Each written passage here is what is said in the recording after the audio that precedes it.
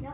Sveiki visi, šiandien filmuoju savo naują video vlogą ir kaip pastebėjote, aš esu be deimanto, nes tiesiog neturėjau ką veikti, aš dabar esu kaime ir nusprendžiau nufilmuoti vieną video 10 dažniausiai pasikartojančių frazių. Pamiršau pristatyti, kad čia mano pusbrolis, tai jis šiame video šiandien dalyvaus su manimi. Nu, tai pradėkime. Nori pist? What the fuck? Tai what the fuck yra viena dažniausiai pasikartojanti frazė, kuri labai mane užknisa. Turbūt ir jūs užknisa. Tiesiog what the fuck? Nu, blėt, ir vėl. Nu, nahui, debilas tu. Čiul bibi.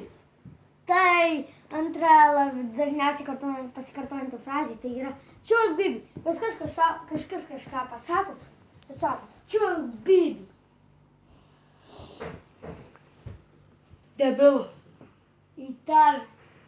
Tai yra dvi labiausiai pasikartojančios frazės viename, nes, nu, gali būti ir pideras, nu, kažkas, tai sako, pider, į tave, arba,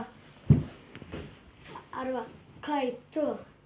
Tai the fuck, man, please, bitch. Eik piston. Eik Tu čia piston. man? Aišku. Tai yra viena labiausiai pasikartojančių frazė, eik pizdon.